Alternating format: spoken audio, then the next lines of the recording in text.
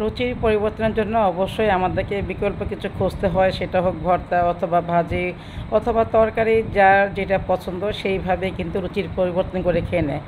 আর এটা হচ্ছে কী মাছ, এটা হচ্ছে লইট্টা মাছ। অনেক কিছু অনেকভাবে রান্না করা যায়। সুপ্রিয় দর্শক, আমি আজকে যেটা রান্না করতেছি সেটা আপনার সাথে শেয়ার করব। এটা লইট্টা মাছের ভুনা বলতে পারেন, অথবা লইট্টা মাছের ঝোড়া বলতে পারেন, অথবা লইট্টা মাছের ভর্তা। এটাকে আমি লইট্টা মাছের ভর্তাই বলি। আমি এখানে প্রথমে বেশ কিছু রসুন আর শুকনো মরিচ দিয়েছি, দিয়ে পেঁয়াজ দিয়ে দিয়েছি। আর সভাপতি আর পেঁয়াজগুলো আমি একটু একটু মোটা করে দিই, একটু মোটা করে দিয়ে ভালো করে একটু কষিয়ে নেব। পেঁয়াজটাকে একদম ভাজা ভাজা করবো না, পেঁয়াজটাকে একটু একটু কালার চেঞ্জ করার থেকেও আরেকটু ডিপ করে এটাকে একটু কষাবো। কষিয়ে তারপর এটার মধ্যে আমি সমস্ত মশলা অ্যাড করে দিব। এখানে দিব আমি হলুদের গুঁড়া, মরিচের গুঁড়া, ধনিয়ার গুঁড়া, সরিষা বাটা আর জিরা আর ধনিয়া বাটা দিয়েছি, স্বাদ মতো লবণ।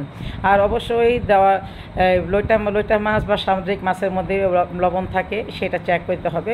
আমি সবগুলি মশলা কিন্তু আমি একটু পানি দিয়ে গুলিয়ে নিয়েছি আমার সুবিধার জন্য। আর বাটা মশলা যারা ইউজ করে না, তাদের এইভাবে কিন্তু পানি দিয়ে গুলিয়ে নিয়ে অনেক সুবিধা হয়। তো লইট্টা মাছগুলি সব কিন্তু আমি ধুয়ে পরিষ্কার করে নিয়েছি, এবং মাছগুলি আমি কোনো কাটি নাই, না কেটে মাছগুলি আস্তই রেখেছি। এবং মাছগুলি আস্তে আস্তে পর্যায়ক্রমে এটাকে আমি কাটাগুলি সব ছাড়িয়ে নিব। তার আগে মশলাগুলি খুব ভালো করে কষিয়ে নিচ্ছি, যেখানে এটা ভর্তা হবে। এখানে প্রথম পর্যায়ে মশলাগুলি একটু কম হবে। সরিষা বাটা অবশ্যই দেওয়ার চেষ্টা করি, সরিষা বাটা আর জিরা আর ধনিয়াটা বাটার চেষ্টা করি। আর সাথে কিন্তু একটু রসুন বাটাও আছে। আর আমি কিন্তু আমার আদা রসুনটা স্কিপ হয়ে গেছে, আমি কিন্তু অল্প একটু আদা রসুনও দিয়েছিলাম। তবে যাই হোক, এখন কিন্তু মাছ বেশ কষানো হয়েছে। কষানো না হলে কিন্তু একদম মশলা গন্ধ লাগবে। কষানো হওয়ার পর আমি মাছগুলি আস্ত দিয়ে একদম উল্টাপাল্টা করে দিয়েছি, ধরো দুই পাশেই ভালো করে স্টিম লাগে, মানে উপরে নিচে দুই দিকে ভালো স্টিম লাগলে কাটাটা খুব সহজে তাড়াতাড়ি একদম ছাড়ানো যাবে। এটা আপনারা হাত দিয়ে পারেন বা কাঁটা চামচ দিয়ে পারেন। কাঁটা চামচ দিয়ে আমি করেছি, এটা আর ভিডিও দেই নাই। এই দিয়ে সবগুলি কাটা আমি উঠিয়ে নিয়েছি। এটা ভিডিও দিই নাই, ভিডিও কিন্তু অনেক বড় হয়ে যায়। সুতরাং আমরা সবাই চেষ্টা করি কম ছোট ভিডিও দেওয়ার জন্য। ছোট ভিডিও 2 মিনিট 3 মিনিট 1.5 মিনিট, এই ভিডিওটা কিন্তু সবাই দেখে না, যার জন্য আমরা ভিডিও অনেক ছোট করি। অনেকে আবার বোঝে না, ওরা বা বিস্তারিত মেসেঞ্জারে মেসেজ করে বিস্তারিত দেওয়ার জন্য। একজন দুইজনের জন্য বিস্তারিত দেওয়া যায় না, যারা আনারি তারা কিন্তু কোনো কিছুই বুঝে না, ওদের জন্য বিস্তারিত দেওয়া লাগে। যাক, অনেকক্ষণ ভাজার পরে একদম ভালো মতো কষানো হওয়ার পরে দিয়ে দিয়েছি কাঁচামরিচ। আর এখানে দিয়ে দিয়েছি একটু পাঁচফোড়নের গুঁড়া আর একটু জিরার গুঁড়া, টালা জিরার গুঁড়া, একটু পাঁচফোড়নের গুঁড়া দিয়ে ধনিয়া পাতা দিয়ে সুন্দর করে মিশিয়ে আমি নামিয়ে নিচ্ছি। একদম কিন্তু একটা খেয়াল করেছেন, নিচে কিন্তু একদম পোড়া পোড়া লাগতেছে, কারণ এই ভর্তাটা পোড়া পোড়া হলে খেতে অনেক বেশি ভালো লাগে।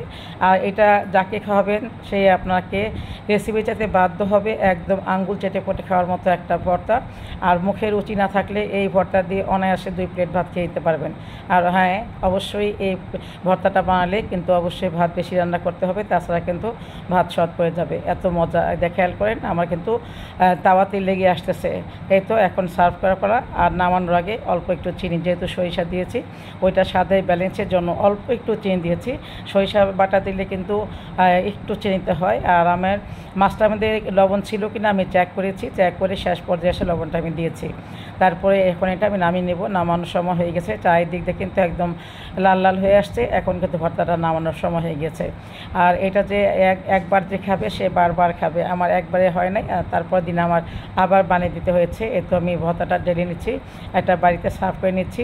কিন্তু আমি বুঝতে পারি নাই, মনে করেছিলাম যে ছোটোতে হয়ে যাবে, দেখি না, এখানে প্রচুর অনেকগুলি মাছ, তো প্রায় 1 কেজি মাছ। এখন আমি এই বাটিতেই সার্ভ করেছিলাম, পরে দেখি যে না, এটাতে হচ্ছে না, তেলগুলি চারিদিক দিয়ে পড়ে যাচ্ছে। আস্তে আস্তে তেলগুলি অনেক ছেড়ে দিবে। তারপরে আমি একটা বড় বাটিতে সার্ভ করেছি। আলহামদুলিল্লাহ, অনেক খেতে বেশি মজা হয়েছিল। ভালো লাগলে অবশ্যই একটা লাইক দিবেন, ঘটনামূলক কমেন্ট করবেন, নতুন হলে পেজে একটা ফলো দিয়ে পাশে থাকবেন। আর পরবর্তী ভিডিও দেখার আমন্ত্রণ জানাচ্ছি।